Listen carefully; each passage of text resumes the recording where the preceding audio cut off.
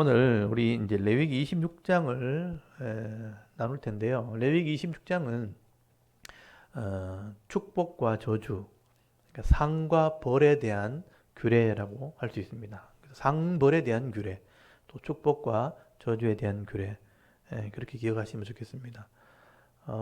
그래서 이 레위기의 마지막에 이때까지 하나님께서 말씀하셨던 이 약속의 말씀들, 택한 백성, 언약한 백성들에게 주신 이 말씀들을 잘 기억하고 순종하는 자들에게 하나님이 어떤 상을 주시는가, 어떤 복을 주시는가, 또 언약했음에도 불구하고 믿음을 잃어버리고 말씀대로 순종하지 못할 때 어떤 재앙이 임하게 되는가, 어떤 벌이 있게 되는가. 이것은 성도들이 꼭 알아야 될 내용입니다. 앞에 내용도 알아야 되지만 축복과 저주, 그러니까 상과 벌에 대한 내용을 분명히 알고 있어야 됩니다.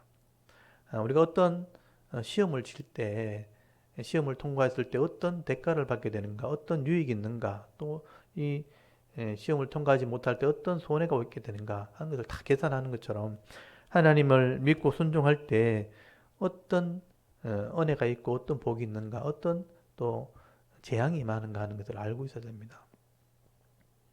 이것은 약속의 말씀이기 때문에 중요한 것은요, 이 약속대로 복이 임하고 약속대로 재앙이 임한다는 것입니다.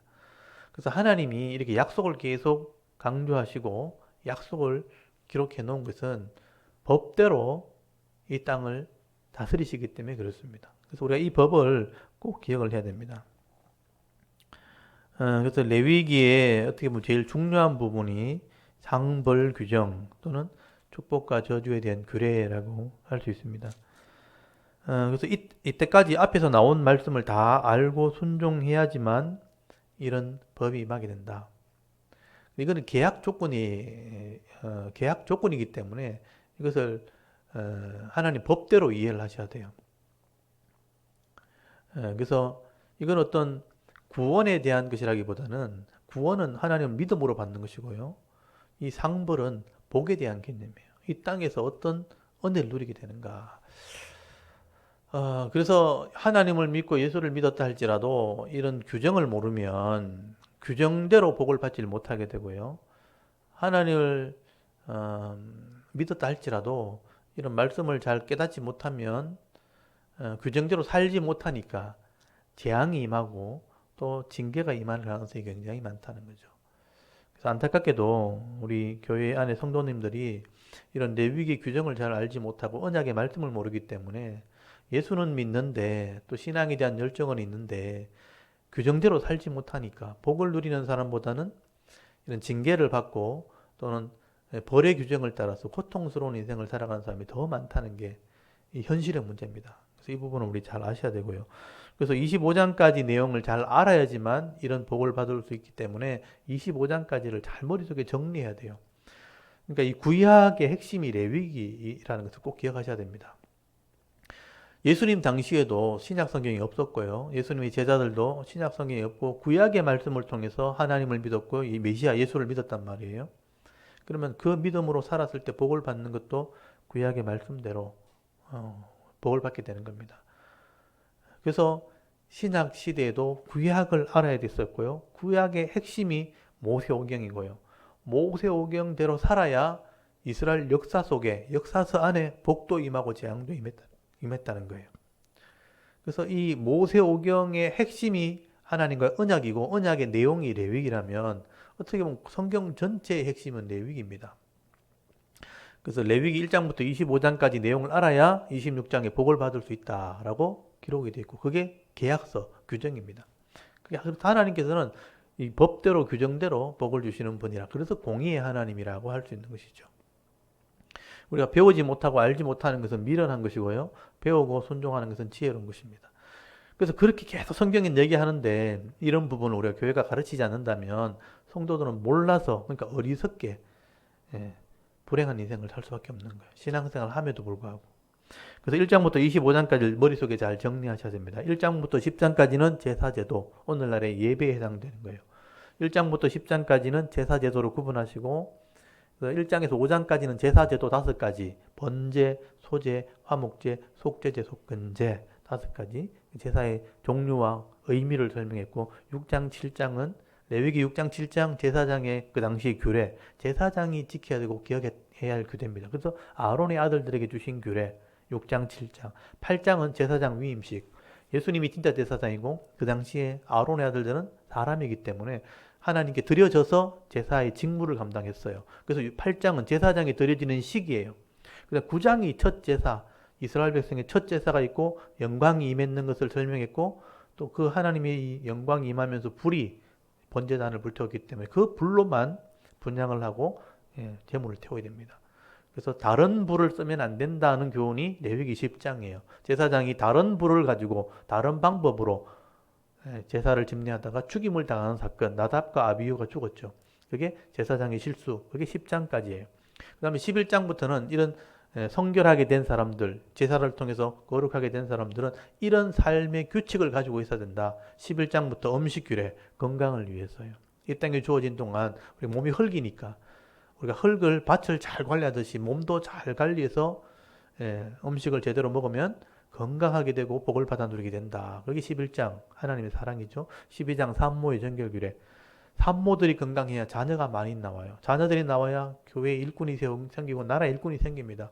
그래서 산모, 출산하는 사명을 가진 산모는 건강해야 된다. 그게 레위기 12장이에요. 13장, 14장은 인간의 죄의 연약함을 나타내는 거예요. 나병을 통해서 나병에 진찰하는 것을 통해서 죄를 점검해야 된다. 14장 이 죄를 회복해야 된다. 나병이 나왔을 때 규례를 통해서 죄 문제를 해결하면 가정이 회복된다. 그래서 13장과 14장은 죄를 기억할 수 있도록 나병의 진찰법과 나병의 정결규례. 그 다음에 14장, 15장은 성병에 대한 규례. 자녀를 출산하는 도구를 잘못 사용하면 부끄러운 병에 걸릴 수 있다. 잘 관리해야 된다. 16장은 대속죄일에 대한 규례. 이 죄인이라는 것을 알고 1년에 한 번 회개하는 날을 정해놓고 늘 회개하고 겸손히 엎드릴 것을 얘기하는 거죠. 16장은 대속죄일, 죄를 회개하는 규례. 그 다음 17장이 피에 대한 규례. 피만이 죄값을 지불할 수 있도록 생명을 주었다. 그래서 이 피는 생명이고 피만이 죄값을 지불할 수 있는 법을 주신 거예요. 그래서 구약에는 민성의 피로, 신약에는 예수의 피로 죄를 용서받을 수 있는 법 규정을 주신 게 17장이에요. 18장부터는 윤리죠. 공동체 속에 성윤리를 지켜라. 세상의 풍속, 애굽의 풍속, 가나안의 풍속 따라가지 말고 내 규례대로 근친상간의 죄를 지지 마라. 제일 유혹받기 쉬운 게 음란에 대한 죄입니다. 그래서 세상의 규례를 따라가지 말고 내 규례를 따라라. 성윤리에 대한 규례가 18장에 한 장에 나오고 19장이 이웃에 대한 윤리, 기독교 윤리, 또 하나님을 믿는 백성의 윤리죠. 사회 규범, 어떤 이웃을 대하든지 간에 이 규례를 지켜라. 그래서 이웃의 규례의 핵심이 내 자신같이, 내 몸같이 사랑하라는 거죠. 레위기 19장 18절. 그래서 19장은 사회 윤리, 가난한 자에 대해서, 노인에 대해서, 또 어린아이에 대해서, 또 사회의 여러 가지 사람들 만났을 때 어떻게 해야 된다. 공의롭게, 정의롭게, 공정하고 정의로운 사회 만들어야 된다. 그게 19장이에요. 그게 가장 기독교의 기본되는 윤리입니다. 이 윤리대로 예수님이 다 설교하신 거예요. 그래서 예수님의 설교는 레위기 19장대로 살아야 된다는 것을 가르쳐 주신 거예요. 20장은 하나님 버리면 안 된다. 반드시 죽일 죄. 하나님 버리는 것, 우상을 따라가는 것. 반드시 죽게 된다. 심판받는다 하는 게 20장이에요. 21장, 22장은 제사장에 대한 규례. 22장 제사장 성물에 대한 규례. 지도자가 지킬 규례입니다. 그 다음에 23장이 절기에 대한 규례. 1년이라는 시간 안에 교회가 이런 절기를 지키면서 하나님을 기억해라. 6월절, 그 다음에 맥추절, 초막절 이런 절기를 지켜라.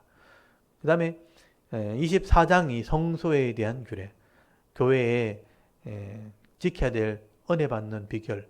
그 당시에 성소에 등잔대, 떡상, 그 다음에 향을 피우는 것처럼 그래서 성령을 상징하고 말씀을 상징하고 기도를 상징하는 교회 안에서 이런 성령의 깨달음과 말씀과 그리고 기도로 은혜 받아야 된다. 교회를 지켜라. 그게 교회를 지키는 성소에 대한 규례. 24장. 그 다음에 25장이 지난주에 안식년과 희년, 땅을 관리할 때, 자연을 관리할 때, 그리고 거기에 경제 개념이 연결되어 있다 그랬죠.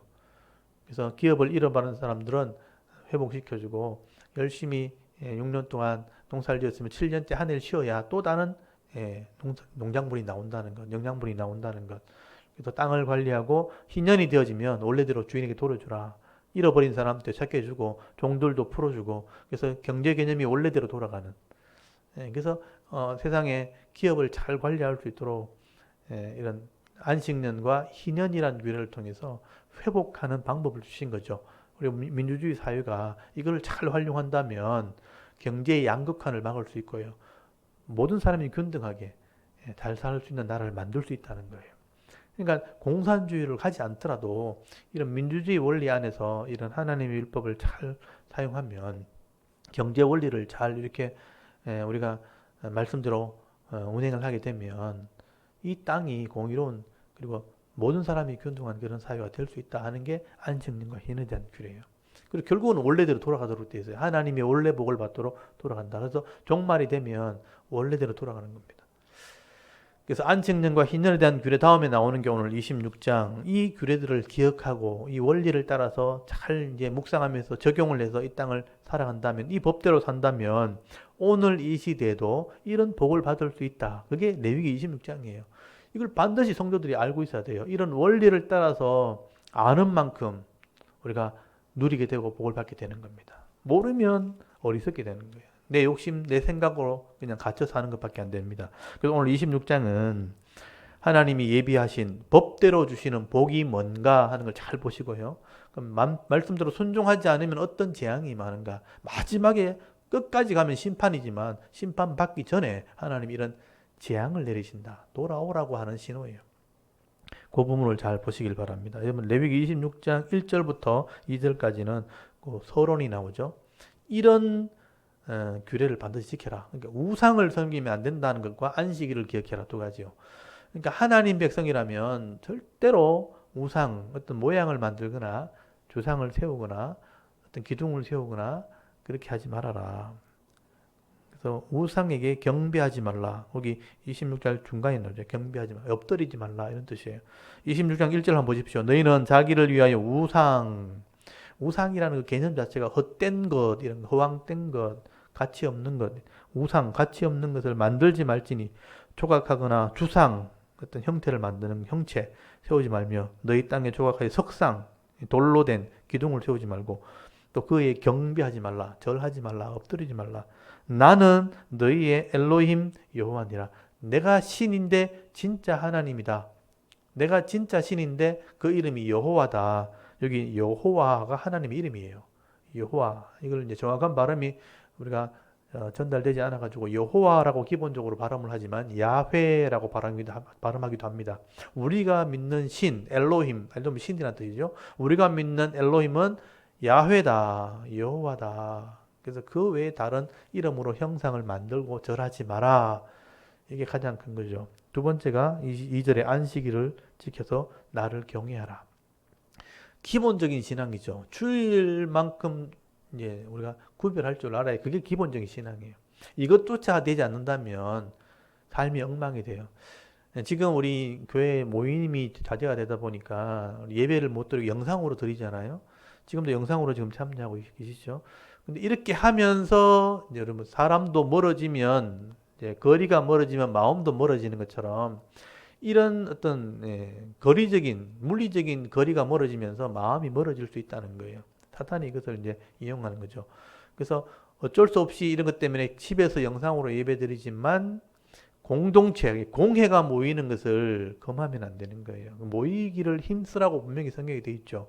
초대교회 로마의 핍박을 당할 때 그 죽음의 고통 속에서도 모이기를 힘쓰라고 했던 것은 뭐냐면 예수 그리스도의 몸이라는 거죠. 한 몸이기 때문에 공예배는 모여야 돼요. 그러니까 주일 예배는 모이는 겁니다. 각자의 신앙은 집에서, 가정에서, 직장에서 하지만 예배, 공예배는 모이는 겁니다. 그래서 지금 어쩔 수 없이 이렇게 영상으로 드리지만 모이는 것을 우리가 잃어버리면 안 된다는 거예요. 그래서 지금은 이렇게 해서라도 우리가 믿음을 표현하고 지키지만 이런 것 때문에 못 나오다가 결국은 주일 모임을 잊어버릴까봐 걱정이 돼요. 그래서 안식일을 지키라 했는 것은 주일을 같이 모여서 예배드리라는 개념이거든요. 그래서 각자의 삶 속에서 이 주일만큼은 기억해야 된다 하는 게 서론이고요. 그 다음에 3절부터가 이제 상벌 규정이에요. 그래서 단락이 나눠지면서 너희가 내 규례와 계명을 준행하면 하고 나오죠. 이 규례와 계명, 규례라는 것은 어떤 법 규정, 기록된 성문법으로 기록된 앞에서 쭉 기록해왔던 이런 법이에요. 규례, 법도를 계명이라는 것은 명령이에요. 명령. 이런 것들에 대한 설명, 이런 것들에 대한 가르침, 이게 계명이라고 할 수 있어요. 그러니까 이런 법 규정을 기억하고 이것을 순종하라고 명령하는 것들을 행한다면, 깨닫고 행한다면 4절 이런 복이 임하게 될 것이다. 이런 복을 하나씩 체크해야 돼요. 제일 첫 번째 복 4절에 내가 하나님이 너희에게 철 따라 비를 주리니, 철 따라라는 개념이 중요해요. 그 시기에 맞게, 계절에 맞게 철 따라 우리 인생이 필요할 때를 아시는 분이죠. 필요할 때 비를 주신다. 비라는 것은 그 당시에 농사를 짓기 위한 가장 중요한 요소이죠. 그러니까 생명과 같은 거죠. 광야 같은 땅에서 비는 생명이죠. 그래서 이것을 다른 식으로 표현하면 은혜라고 표현합니다. 그러니까 비가 내린다는 것은 그 당시에는 하나님의 은혜인 거죠. 은혜. 그래서 우리 식으로 적용하면 내가 인생을 살아가는 동안 필요할 때 은혜를 주신다. 이게 성도들의 가장 큰 복이에요. 내가 필요할 때 하나님이 은혜가 되어 주신다. 철 따라 비를 주신다. 이런 개념이죠. 땅은 그 산물을 내고 밭은 나무의 열매를 맺게 된다. 땅에서는 산물이 먹을 게 나오고 또 나무에는 열매가 나오게 되는 그게 하나님 복이죠. 내가 인생을 살아가는 동안 철 따라 필요할 때 하나님 나를 도와주시면요. 먹을 게 생기고 또 열매가 나온다는 거죠. 그게 이 땅의 복입니다. 성도의 복입니다. 직장에서나 가정에서나 하나님께서 철 따라 필요할 때 열매를 주신다. 그게 첫 번째 복이에요. 5절에 너희 타작은 포도 딸 때까지 미치며 너희 포도 따는 것은 파종할 때까지 미치니니 너희가 음식을 배불리 먹고 너희 땅에서 안전하게 거주하리라. 배불리 먹게 된다. 열매가 나오게 되면요. 배불리 먹게 돼요. 그러니까 여기 보시면 타작은 포도 탈 때까지 우리가 지금 보통 열매를 따고 또 이렇게 농사를 지으면 우린 벼농사를 짓고 이렇게 그 당시 이스라엘은 밀이나 보리 농사를 짓게 되는데 보리를 짓게 되어지면 그거 타작할 때쯤 되면 열매가 나무 열매가 나오는 거죠. 그래서 포도 열매, 감람나무 열매, 무화과 나무 열매. 그러니까 양식이 떨어지지 않을 때쯤 되면 열매가 나고 열매 떨어지지 않으면 씨를 뿌려서 또 곡식을 타작하고 계속 끊이지 않게 계속 연결된다는 뜻이에요. 그래서 배불리 먹게 되고 안전하게 거주하리라. 이게 첫 번째 복입니다. 그러니까 우리가 하나님 말씀을 순종하면 우리 기업 안에 우리 가정이 기업이거든요. 가정 안에 양식이 떨어지지 않아요. 먹을 것이 떨어지지 않기 때문에 배불리 먹으면서도 안전하게 된다. 그리고 6절에 보시면 내가 그 땅에서 평화를 줄 것인즉 여기 평화라는 단어는 샬롬이 샬롬 안녕하게 된다. 우리가 안녕하십니까 할 때 안녕하게 하는 거죠. 우리가 가정이 안녕하고 평안하게 될 것이다. 평화를 누릴 것인즉 평화를 줄 것인즉 너희가 누울 때 너희를 두렵게 할 자가 없을 것이며 내가 사나운 짐승을 그 땅에서 제거할 것이요 칼이 너희 땅에 두루 행하지 아니할 것이며 너희 원수들을 쫓으리니 그들이 너희 앞에서 칼에 엎드려질 것이라. 여기까지. 그러니까 하나님 말씀 순종하면 제일 먼저 주시는 게 필요할 때 은혜를 주어서 양식이 끊이지 않고 배불리 먹고 안전하게 된다. 그걸 한마디로 평화를 주신다. 샬롬을 얻게 되는 거다. 그 샬롬 안에는 사나운 짐승 나오죠. 칼이 떠나게 될 것이다. 원수를 쫓아내게 될 것이다. 여러분 이 땅을 살아갈 때 우리가 많이 가져도 우리가 안전하게 가도 악한 자들이 달려든단 말이에요. 이게 원수가 있단 말이에요. 그리고 사나운 짐승이 있어요. 믿지 않는 그런 악한 짐승들이 있습니다. 그런 사람들을 막아주신다. 그래서 이런 8절 보시면요. 5이 나가면 100을 쫓고요. 또 100이 나가면 10,000을 쫓게 된다. 그럼 상식적으로 계산이 안 되죠. 5명이 나갔는데 1대1로 붙어가지고 5명이 이기는 건 이해되는데 5이 나갔는데 100을 이긴다는 거예요. 근데 100명이 나가가지고 10,000명을 이긴다는 거죠. 이거는 수적인 계산이 아니죠. 그러니까 하나님이 도와주신다라는 뜻이에요. 나는 기본적으로 부족하지만 약하지만 내가 하려고만 하면 하나님이 도와주신다. 5명이 가도 100명을, 100명이 가도 10,000명을 이기는 그런 도움을 받게 된다. 그게 얼마나 큰 힘입니까?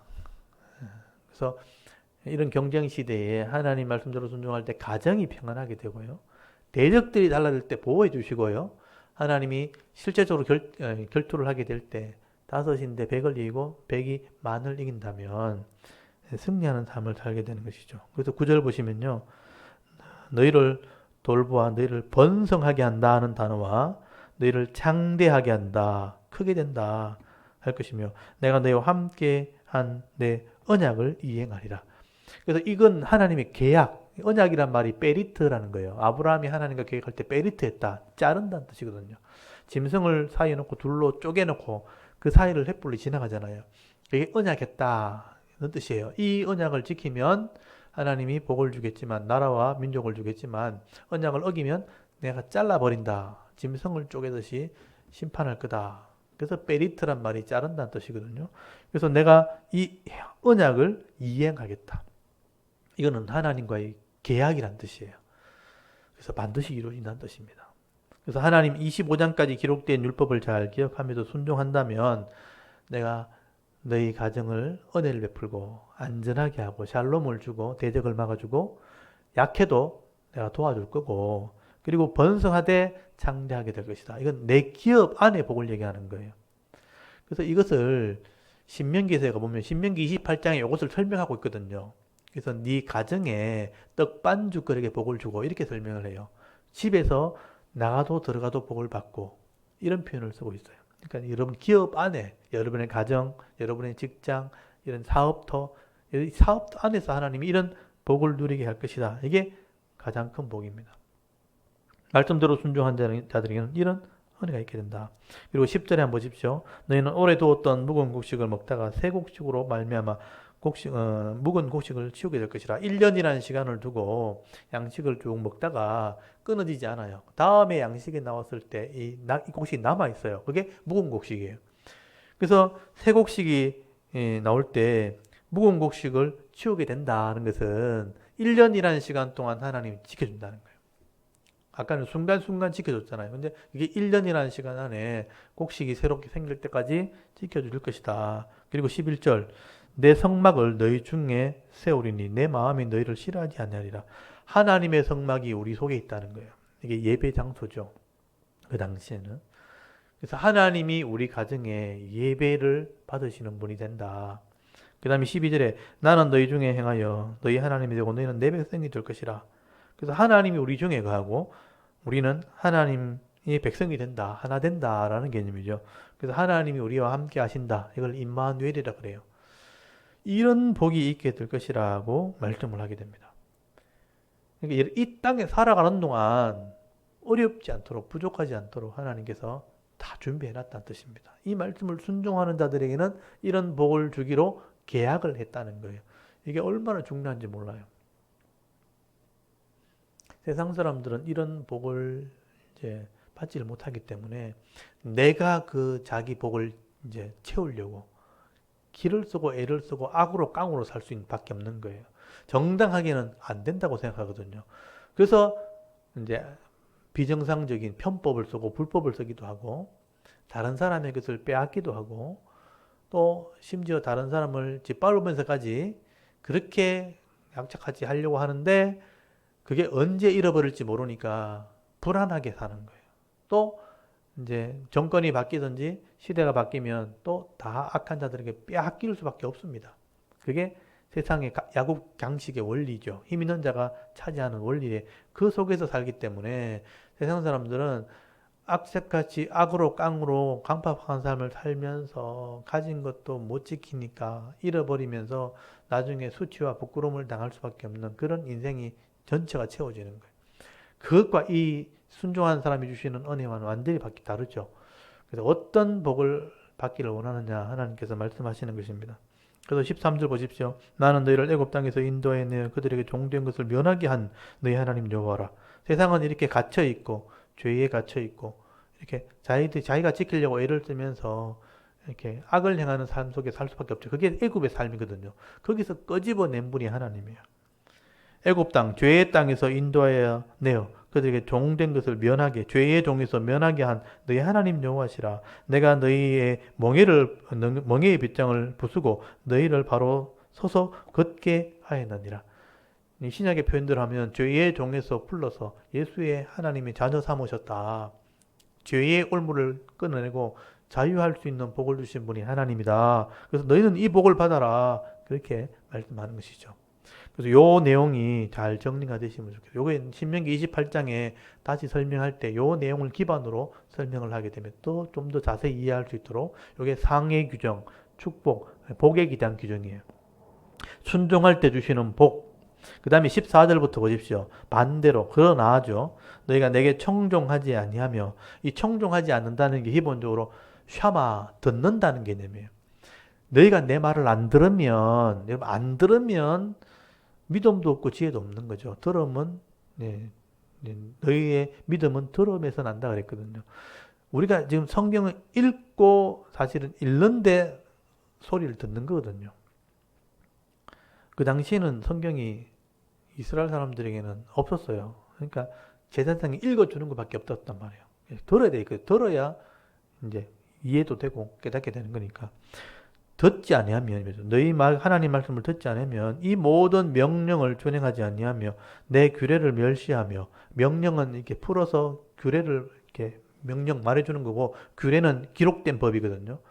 이 기록된 규례를 하나님 말씀을 무시하고 들려주는 말씀 명령도 준행하지 아니하며 마음에 내 법도를 싫어하여 깨닫지 않는 거죠. 마음에 두기 싫어하니까 듣지도 않고 깨닫지도 않는 거죠.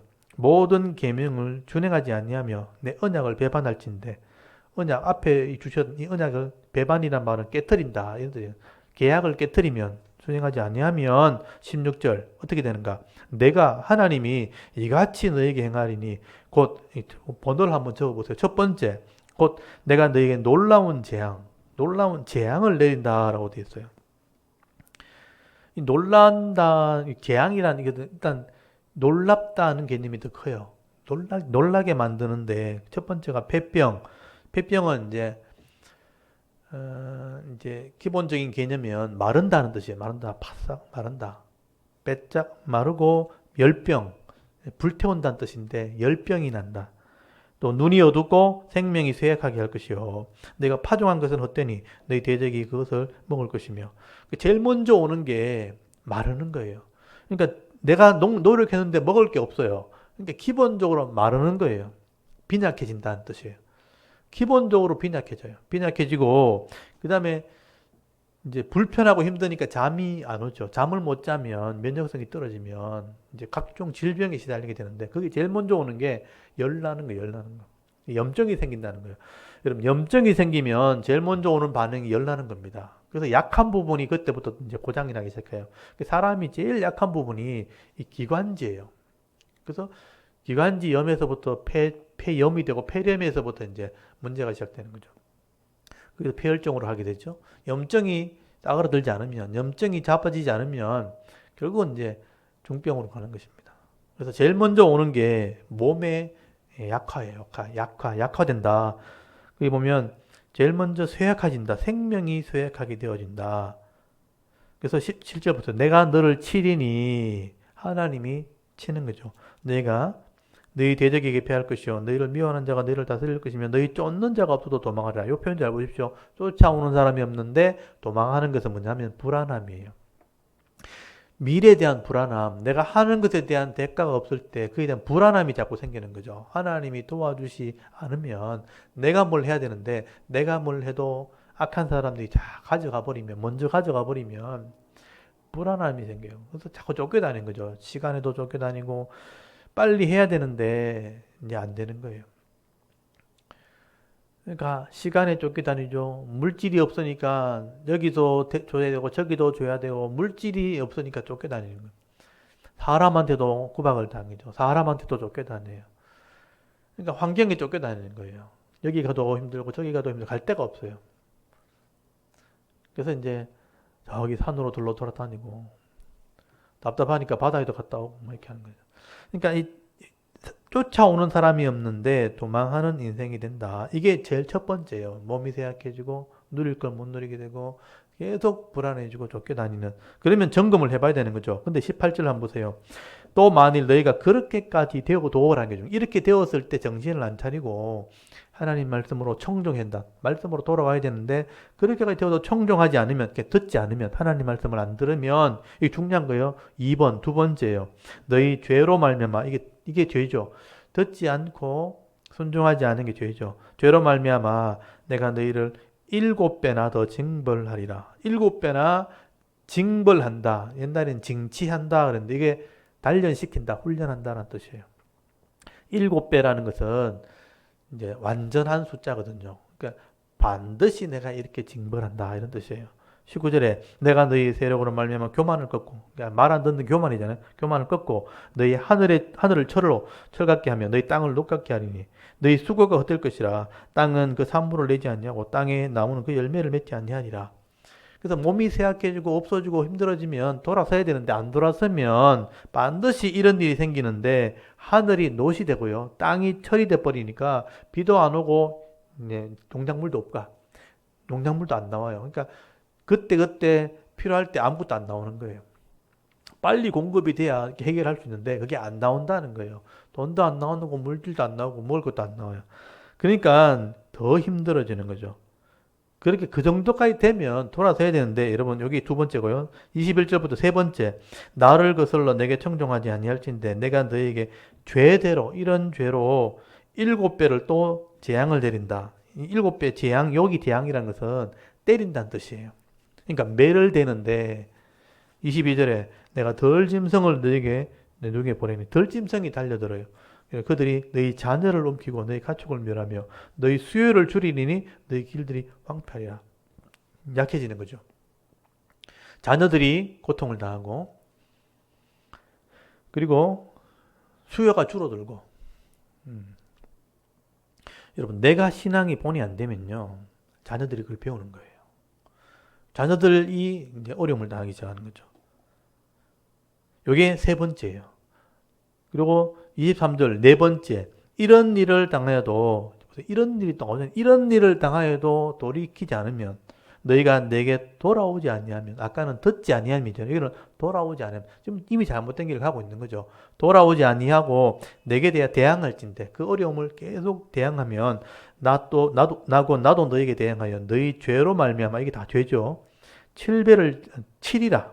이것도 이제 이건 아까보다 더 센 표현이에요. 때린데 파괴해버린다, 죽인다 이런 개념이에요. 이렇게까지 가도 안 돌아오면 때리고 파괴하는데 25절 내가 칼을 너에게로 가져다가 언약을 어긴 약속을 어긴 원수를 갚을 것이며 보복을 한데 내가 성읍에 모일지라도 내가 연병을 보내고 너희 대적들의 손에 넘길 것이요 내가 너희 의리한 양식을 끊을 때 10여인 한 화덕에서 떡을 구워 저울에 달아주리니 내가 먹어도 배부르지 아니하리라. 이건 어떤 가정의 정도가 아니고요 도시 전체가 이제 무너진 거죠. 그래서 여기 보면 성읍에 연병이 생긴다. 지금 온 나라에 전염병이 생기잖아요. 이게 이제 어느 정도까지 진행이 된 거예요. 그러니까 한 가정 무너지는 게 아니고 도시 전체가 무너지고 도시 전체가 전염병이 생기고 양식이 끊어지니까 10가정이 모여서 한 하둑에 구억을 모을 정도니까 다 어려움을 당하는 거죠. 이 시대가 다 어려움을 당하는 거예요. 지금 우리나라가 다 어렵잖아요. 이런 상황까지 지금 온 거예요, 사실은요. 그래서 27절 보세요. 너희가 이같이 될지라도 내게 청종하지 않냐고 내게 대응할진대. 이렇게까지 되어도 못 알아듣고 눈치 못 채고 하나님께 안 들어오면 다섯 번째 28절에 내가 진노로 너희를 대응하되 너희 이 죄로 말미암아 7배 반드시 이런 징벌 요거는 단련을 시키는데 29절에 내가 아들의 살을 먹을 것이요 딸의 살을 먹을 것이며 양식이 완전히 끊어져서 우리 6.25 때처럼 먹을 양식이 없어서 아들, 딸을 죽으면 그냥 쌀만 먹어야 될 지경 땅에 묻는 게 아니고 쌀만 먹을 지금 그런 게 비참하게 된다. 그리고 30절에 산당을 헐고 분향단을 부순다. 우상을 던진다는 표현은 뭐냐면 이런 우상을 섬기다가 이렇게 되는 거예요. 그래서 31절 성읍이 또 황폐하고 성소가 황폐하게 될 것이라. 그리고 33절 내가 너희를 여러 민족 중에 흩을 것이요 내가 칼을 빼어 너희를 따르게 하리니 너희 땅이 황무하며 너희 성읍이 황폐하리라. 너희가 원수의 땅에 살 동안에 너희 본토가 황무할 것이므로 땅이 안식을 누릴 것이라. 그때에 땅이 안식을 누리니 너희가 그 땅에 거주하는 동안 너희가 안식할 때 땅은 쉬지 못하였으나 그 땅이 황무할 동안에는 쉬게 되리라. 원수의 땅에 간다는 게 무슨 얘기냐면 우리 땅을 잃어버린다는 뜻이에요. 그러니까 나라를 잃어버리기도 하고 흩어지게 될 것이다. 이게 이제 이스라엘 백성에게 실제 일어나죠. 바벨론에 잡혀가는 것을 얘기하는 거예요. 그러니까 도시가 무너질 때, 흩어질 때 이렇게 깨달아야 되는데 그걸 깨닫지 못하고 나라를 빼앗기면 이제 그 땅이 쉬게 될 것이고 이 땅이 회복되고 나중에 원수의 땅에 갔을 때 그때 회복된 사람은 돌아오게 될 것이다 라고 말씀을 하게 되는 것입니다. 그래서 여러분 37절 끝에 보시면요. 그들이 짓밟아도 맞설 힘이 없게 될 것이라. 39절에 너희 남은 자가 너희 원수들의 땅에서 자기의 죄로 말미암아 쇠잔하며 그 조상의 죄로 말미암아 그 조상같이 쇠잔하리라. 여러분 기업을 잃어버리고 남의 집에 살면서 남의 땅에 살면서 일어설 기록도 없이 그런 상황이 오게 될 것이다. 나라가 어려움을 당할 수도 있어요. 그리고 개인적인 삶으로는 이건 이스라엘 백성을 지금 예를 들어서 그렇게 했겠지만 신약 시대는 개인의 삶으로 본다면 내 기업을 내가 가정에 있잖아. 부모님이 계시고 가정에 있을 때 믿음 생활 잘했으면 그 가정이 번창해야 되는데 내가 믿음 생활 가정 안에서 믿음 생활 하지 못하게 되면 그 가정도 잃어버리게 된다는 뜻이에요. 그래서 남의 가정에 가서 남의 집에 가서 얹혀 살고 그런데 살면서 일어설 기록도 없이 그렇게 될 수도 있다. 근데 중요한 것은요. 이게 거기서 끝나는 게 아니라는 거죠. 그래서 여러분 40절부터 보십시오. 아까 5번의 재앙이 있잖아요. 그 재앙이 좀 알아차려야 되는데 다 잃어버려도 중요한 건 40절부터 보십시오. 그들이 나를 쓰는 잘못으로 자기 죄악과 그들의 조상의 죄악을 자복하고 또 그들의 내게 대항함으로 자복하면이라는 뜻이 중요해요. 여기는 회개를 말해요. 이렇게까지 되었다 할지라도 인생의 제일 밑바닥까지 내려갔다 할지라도 자기 죄가 있고 그 조상들의 죄가 있잖아요. 죄가 겹쳤잖아요. 부모님 세대 잘못해가지고 가정이 어려워졌는데 나도 믿음으로 회복해야 되는데 나도 똑같이 죄를 짓게 되어지면 부모의 그 죄의 열매와 내 죄에 더해가지고 완전히 잃어버리게 되죠. 그래서 그런 상태에서 잘못을 깨닫고 자복하면 회개하면 41절 나도 그들에 대하여 내가 그들에게 그들을 그 원수들의 땅에서 끌어갔음을 깨닫고 그 할례 받지 아니한 그들의 마음이 낮아져서 그들의 죄악의 형벌을 기쁘게 받으면 이 말은 회개하면 이 말이에요. 내가 잘못해서 이렇게 되었구나 하고 말씀을 읽다가 회개하면 이 중요한 게 깨닫고란 깨닫고 깨달아서 말씀을 듣고 회개하면 42절 내가 야곱과 맺은 내 언약 이삭과 맺은 내 언약을 기억하며 아브라함과 맺은 내 언약을 기억하고 그 땅을 기억하리라. 약속을 지키겠다는 겁니다. 여러분 하나님은 약속을 했잖아요. 한번 약속을 했잖아요. 하나님 말씀으로 깨트리지 않습니다. 우리가 어기면 최고의 재앙을 받지만 거기서 돌아오면 언약을 다시 회복시켜준다. 그래서 여러분 그 땅을 기억하리라. 여러분을 기억한다는 겁니다. 43절 그들이 내 법도를 싫어하여 내 규례를 멸시하였으므로 그 땅을 떠나서 사람이 없을 때 그 땅은 황폐의 안식을 누릴 것이요 그들은 자기 죄악의 형벌을 기쁘게 받으리라. 그런즉 그들이 그의 원수들의 땅에 있을 때에 원수들의 땅이니까 잃어버렸을 때에 내가 그들을 버리지 아니하며 이 중요해요. 원수의 땅에 가 있다 할지라도 내가 남의 집에 얹혀 사는 사람이 되었다 할지라도 내가 버리지 아니하며 미워하지 아니하며 아주 멸하지 아니하고 그들과 맺은 내 언약은 패하지 아니한다는 거예요. 언약은 패하지 않아요. 여호와는 그들의 하나님이 됨이라. 내가 그들의 하나님이 되기 위하여 민족들이 눈을 보는 앞에서 애굽 땅에서부터 그들을 인도하여 낸 그들의 조상의 언약을 그들 위에 기억하리라. 나는 여호와니라. 하나님은 언약을 절대 버리지 않아요. 깨뜨리지 않아요. 이 언약, 이 약속의 말씀을 버리지 말라. 잃어버리지 말라.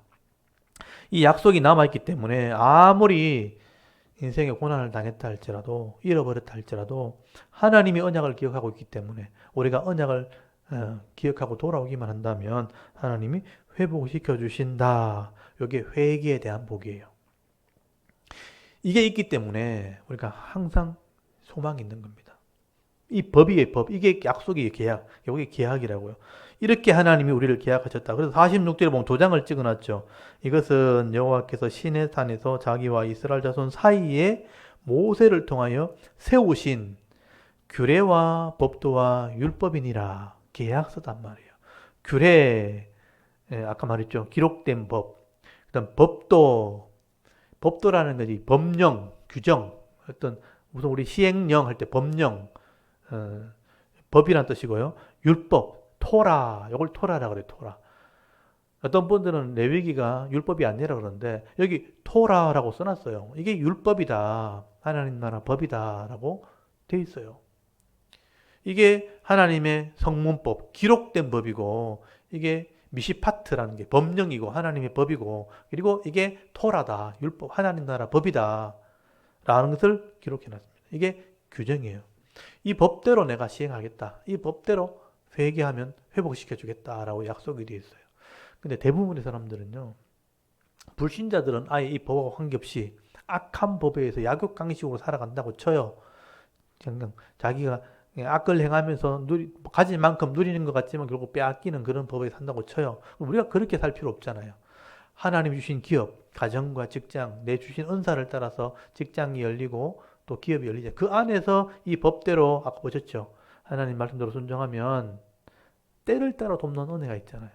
필요할 때 은혜 주시고 그리고 그 은혜 안에서 부족하지 않도록 먹을 수 있도록 끊이지 않는 양식을 주시고 샬롬, 평안을 주시고 대적을 막아주시고 그리고 5이 나가도 100이 나가도 만을 이길 수 있도록 도와주시겠다고 하고 성막이 거주 안에 예배가 그 안에 있고 하나님이 내 하나님이 되어서 나와 함께 한다면 임마누엘 한다면 그 죄악된 세상 속에서 내 기업의 복을 받을 수 있는 거예요. 이 기업을 복을 받는 사람이 행복한 것이죠. 이게 하나님의 법대로 순종한 자에게 주겠다는 약속이란 말이에요. 이 약속을 따라 사는 사람이 지혜로운 겁니다. 그래서 이 레위기 26장은요. 하나님의 계약서, 법 규정이라는 것을 꼭 기억하시고 이 법대로 살아야 복을 받는다고 말씀을 하게 되는 겁니다. 그래서 여러분 시편 16편에 보면 다윗이 이 하나님의 기업의 복을 내가 받아 누렸으면 좋겠습니다 하고 기도한 게 시편 16편이에요. 우리 시편 16편 한번 보십시오. 시편 16편 다윗의 믹담이라고 돼 있죠. 다윗이 깨달아서 기록한 시입니다. 하나님이여 나를 지켜주소서 내가 주께 피하나이다. 내가 여호와께 아뢰되 주는 나의 주님이시오니 주인이죠. 주밖에 나의 복이 없다 하였나이다. 신앙 고백이죠. 땅에 있는 성도들은 존귀한 자들이니 나의 모든 즐거움이 그들에게 있도다. 다른 신에게 예물을 드리는 자는 괴로움을 당할 것이라. 나는 그들이 드리는 피의 전제를 드리지 아니하며 내 입술로 그 이름도 부르지 아니하리로다. 여호와는 나의 산업 기업이죠. 나의 잔의 소득이시니 나의 분깃을 지키시나이다. 하나님이 지키시는 분이죠. 내게 줄로 지어진 구역, 여기 기업이죠. 주 아름다운 곳에 있으며 나의 기업은 실로 아름답도다. 나를 훈계하신 여호와를 송축할지로다. 하나님이 훈계한다는 게 늘 책망하고 가르친다는 거예요. 그 하나님을 찬양한다. 밤마다 내 양심을 또 양심이 나를 교훈하도다. 내가 여호와를 항상 내 앞에 모시며 그가 나의 오른쪽에 계심으로 내가 흔들리지 않으리로다. 이러므로 나의 마음이 기쁘고 나의 영도 즐거워하며 내 육체도 안전히 살리니. 하나님이 지켜주시니까 영도 마음도 그리고 육체도 안전하게 된다. 이는 주께서 내 영혼을 소홀히 버리지 아니하시며 주의 거룩한 자를 멸망시키지 않을 것임이니이다. 주께서 생명의 길을 내게 보이시니 주 앞에는 충만한 기쁨이 있고 주의 오른쪽은 영원한 즐거움이 있나이다. 여기 보십시오. 내 인생에 충만한 기쁨이 있고요. 여기 영원이라는 표현은 뭐냐면 하늘나라예요. 영원한 즐거움이 준비되어 있다. 그래서 이 기업 안에 이왕이면 이 말씀대로 약속을 한 백성이라면 이 복을 받아 누리는 게 지혜로운 거죠. 그래서 우리가 몰라서 모른다는 건 어리석은 것이고요. 알면서 못하는 것은 자만과 교만이고 오만이고요. 또 알면서 행하는 사람은 그게 믿음인 겁니다. 지혜인 것입니다. 믿음인 것입니다. 그래서 이 레위기 26장을 잘 기억하시고요. 하나님 법이 약속되어 있기 때문에 이 약속된 복을 달라고 기도하는 게 그 나라와 그 의를 위한 기도예요. 이 기도하시면서 이 복을 받아 누리는 우리 샤론교회 성도들 또 이 말씀을 듣는 모든 성도들 되시기를 바랍니다. 이 굉장히 중요한 말씀이에요. 오늘 26장을 한번 읽어보도록 하겠습니다. 우리 26장 낭독할 때 우리 토라 손 내놓으시고요. 한번 쭉 같이 한번 읽어보겠습니다. 우리 26장을 읽겠습니다. 레위기 26장 너희는 자기를 위하여 우상을 만들지 말지니 조각한 것이나 주상을 세우지 말며 너희 땅에 조각한 석상을 세우고 그에게 경배하지 말라. 나는 너희의 하나님 여호와임이니라. 너희는 내 안식일을 지키며 내 성소를 경외하라. 나는 여호와이니라. 너희가 내 규례와 계명을 준행하면 내가 너희에게 철따라 비를 주리니 땅은 그 산물을 내고 밭의 나무는 열매를 맺으리라. 너희의 타작은 포도 딸 때까지 미치며 너희의 포도 따는 것은 파종할 때까지 미치리니 너희가 음식을 배불리 먹고 너희의 땅에 안전하게 거주하리라. 내가 그 땅에 평화를 줄 것인즉 너희가 누울 때에 너희를 두렵게 할 자가 없을 것이며 내가 사나운 짐승을 그 땅에서 제할 것이요 칼이 너희의 땅에 두루 행하지 아니할 것이며 너희의 원수들을 쫓으리니 그들이 너희 앞에서 칼에 엎드러질 것이라. 또 너희 다섯이 백을 쫓고 너희 백이 만을 쫓으리니 너희 대적들이 너희 앞에서 칼에 엎드러질 것이며 내가 너희를 돌보아 너희를 번성하게 하고 너희를 창대하게 할 것이며 내가 너희와 함께한 내 언약을 이행하리라. 너희는 오래 두었던 묵은 곡식을 먹다가 새 곡식으로 말미암아 묵은 곡식을 치우게 될 것이며 내가 내 성막을 너희 중에 세우리니 내 마음이 너희를 싫어하지 아니할 것이며 나는 너희 중에 행하여 너희의 하나님이 되고 너희는 내 백성이 될 것이니라. 나는 너희를 애굽 땅에서 인도하여 내어 그들에게 종된 것을 면하게 한 너희의 하나님 여호와이니라. 내가 너희의 멍에의 빗장을 부수고 너희를 바로 서서 걷게 하였느니라. 그러나 너희가 내게 청종하지 아니하여 이 모든 명령을 준행하지 아니하며 내 규례를 멸시하며 마음에 내 법도를 싫어하여 내 모든 계명을 준행하지 아니하며 내 언약을 배반할진대 내가 이같이 너희에게 행하리니 곧 내가 너희에게 놀라운 재앙을 내려 폐병과 열병으로 눈이 어둡고 생명이 쇠약하게 할 것이요 너희가 파종한 것은 헛되리니 너희의 대적이 그것을 먹을 것임이며 내가 너희를 치리니 너희가 너희의 대적에게 패할 것이요 너희를 미워하는 자가 너희를 다스릴 것이며 너희는 쫓는 자가 없어도 도망하리라. 또 만일 너희가 그렇게까지 되어도 내게 청종하지 아니하면 너희의 죄로 말미암아 내가 너희를 7배나 더 징벌하리라.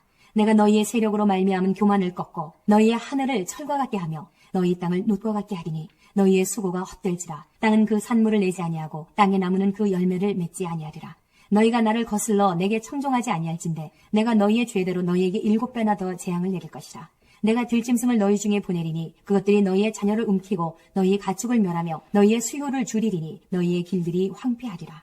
이런 일을 당하여도 너희가 내게로 돌아오지 아니하고 내게 대항할진대 나 곧 나도 너희에게 대항하여 너희 죄로 말미암아 너희를 7배나 더 치리라. 내가 칼을 너희에게로 가져다가 언약을 어긴 원수를 갚을 것이며 너희가 성읍에 모일지라도 너희 중에 연병을 보내고 너희를 대적의 손에 넘길 것이며 내가 너희가 의뢰하는 양식을 끊을 때에 10 여인이 한 화덕에서 너희 떡을 구워 저울에 달아주리니 너희가 먹어도 배부르지 아니하리라. 너희가 이같이 될지라도 내게 청종하지 아니하고 내게 대항할진대 내가 진노로 너희에게 대항하되 너희의 죄로 말미암아 7배나 더 징벌하리니 너희가 아들의 살을 먹을 것이요 딸의 살을 먹을 것이며 내가 너희의 산당들을 헐며 너희의 분향단들을 부수고 너희의 시체들을 부서진 우상들 위에 던지고 내 마음이 너희를 싫어할 것이며 내가 너희의 성읍을 황폐하게 하고 너희의 성소들을 황량하게 할 것이요 너희의 향기로운 냄새를 내가 흠양하지 아니하고 그 땅을 황무하게 하리니 거기 거주하는 너희의 원수들이 그것으로 말미암아 놀랄 것이며 내가 너희를 여러 민족 중에 흩을 것이요 내가 칼을 빼어 너희를 따르게 하리니 너희의 땅이 황무하며 너희의 성읍이 황폐하리라. 너희가 원수의 땅에 살 동안에 너희의 본토가 황무할 것이므로 땅이 안식을 누릴 것이라. 그때의 땅이 안식을 누리리니 너희가 그 땅에 거주하는 동안 너희가 안식할 때에 땅은 쉬지 못하였으나 그 땅이 황무할 동안에는 쉬게 되리라. 너희 남은 자에게는 그 원수들의 땅에서 내가 그들의 마음을 약하게 하리니 그들은 바람에 불린 잎사귀 소리에도 놀라 도망하기를 칼을 피하여 도망하듯 할 것이요 쫓는 자가 없어도 엎드러질 것이라. 그들은 쫓는 자가 없어도 칼 앞에 있음같이 서로 짓밟혀 넘어지리니 너희가 원수들을 맞설 힘이 없을 것이요 너희가 여러 민족 중에서 망하리니 너희의 원수들의 땅이 너희를 삼킬 것이라. 너희 남은 자가 너희의 원수들의 땅에서 자기의 죄로 말미암아 쇠잔하며 그 조상의 죄로 말미암아 그 조상같이 쇠잔하리라. 그들이 나를 거스른 잘못으로 자기의 죄악과 그들의 조상의 죄악을 자복하고 또 그들이 내게 대항함으로 나도 그들에게 대항하여 내가 그들을 그들의 원수들의 땅으로 끌어갔음을 깨닫고 그 할례받지 아니한 그들의 마음이 낮아져서 그들의 죄악의 형벌을 기쁘게 받으면 내가 야곱과 맺은 내 언약과 이삭과 맺은 내 언약을 기억하며 아브라함과 맺은 내 언약을 기억하고 그 땅을 기억하리라. 그들이 내 법도를 싫어하며 내 규례를 멸시하였으므로 그 땅을 떠나서 사람이 없을 때에 그 땅은 황폐하여 안식을 누릴 것이요 그들은 자기 죄악의 형벌을 기쁘게 받으리라. 그런즉 그들이 그들의 원수들의 땅에 있을 때에 내가 그들을 내버리지 아니하며 미워하지 아니하며 아주 멸하지 아니하고 그들과 맺은 내 언약을 폐하지 아니하리니 나는 여호와 그들의 하나님이 됨이니라. 내가 그들의 하나님이 되기 위하여 민족들이 보는 앞에서 애굽 땅으로부터 그들을 인도하여 낸 그들의 조상과의 언약을 그들을 위하여 기억하리라. 나는 여호와이니라. 이것은 여호와께서 시내 산에서 자기와 이스라엘 자손 사이에 모세를 통하여 세우신 규례와 법도와 율법이니라. 아멘. 네, 여기까지 26장은 상벌 규정입니다. 축복과 저주. 하나님 법대로 복을 주시고 법대로 재앙을 내리신다. 우리 선지서를 읽다 보면 그런 내용이 나와요. 하나님은 법대로 재앙을 내리신다. 우리 지난주에 봤던 다니엘서 9장이 있잖아요. 다니엘서 9장 예를 들어서 제가 한번 보시면요. 여러분 다니엘서 9장 보시면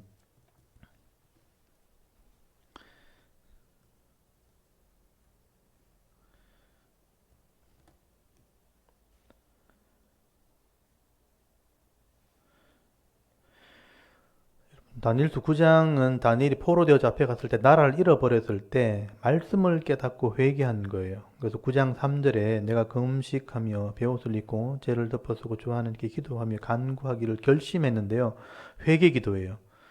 그래서 여러분 거기 5절에 보시면 우리는 이미 범죄하여 패역하며 행악하며 반역하여 주의 법도와 규례를 떠났사오며 여기 보면 주의 법도와 규례가 나오죠. 그걸 떠났다는 거죠. 그래서 이 죄를 짓고 이미 회개하지 못해서 나라를 잃어버린 거죠. 근데 11절 한번 보세요.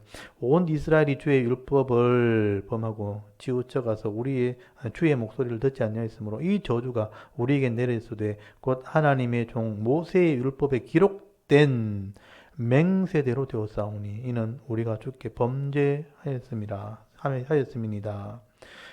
이 다니엘이 깨닫고 있잖아요. 주의 법에 이 모세 율법에 기록된 계약대로 그러니까 맹세대로 이런 벌이 임하게 되었습니다. 그러니까 법대로 회개하는 거죠. 법대로 회개하게 될 때 하나님께서 회복시켜 줄 것을 간구하는 거예요. 그래서 다니엘의 기도를 들으시고 하나님이 회복할 것을 나중에 보여줍니다. 메시아가 올 것도 보여주고 하나님 자기 백성 구원할 것도 보여주고 그 다니엘이 그 당시에는요 포로되어 잡혀갔지만 하나님 은혜를 누린 거예요. 오늘도 마찬가지입니다. 오늘 이 시대 이 법대로 하나님께서 복을 주시고 법대로 재앙을 내리시는 분이기 때문에 공의의 하나님이고요. 우리가 믿을 수 있는 하나님이에요. 그래서 법대로 기도해야 기도도 응답되는 거예요. 법대로 기도하지 않으면 응답될 수가 없습니다. 법대로 순종해야 이 땅에서도 은혜를 누리게 되고 샬롬의 복을 받을 수 있습니다. 저는 그것을 받을 수 있도록 성도를 가르치고 기도하는 일을 하고 있는 겁니다. 여러분 이 말씀을 잘 알아들으시고 듣는 귀가 있어가지고 또 보는 눈이 있어가지고 이 말씀을 따라 순종할 때 여러분 각자가 여러분의 기업에서 복을 받아 누릴 수 있기를 바랍니다. 오늘 이 말씀을 가지고 한번 기도했으면 좋겠습니다. 하나님 오늘 말씀에 기록된 레위기 법대로 우리에게 복을 주시고 또 잘못되었을 때는 회개할 때 주시는 복을 따라서 회복시켜 주시고 이 어려운 세상에서 우리의 기업이 복을 받게 하옵소서. 그리고 나의 기업과 우리 이웃들과 우리 가족들 또 우리 성도들이 이 기업의 복을 받게 하옵소서. 그래서 교회가 세상의 빛이 되게 하옵소서. 우리 그렇게 한번 기도하고 주일 오후 예배 마치겠습니다. 다 같이 한번 기도 드리겠습니다. 하나님 은혜를 감사합니다.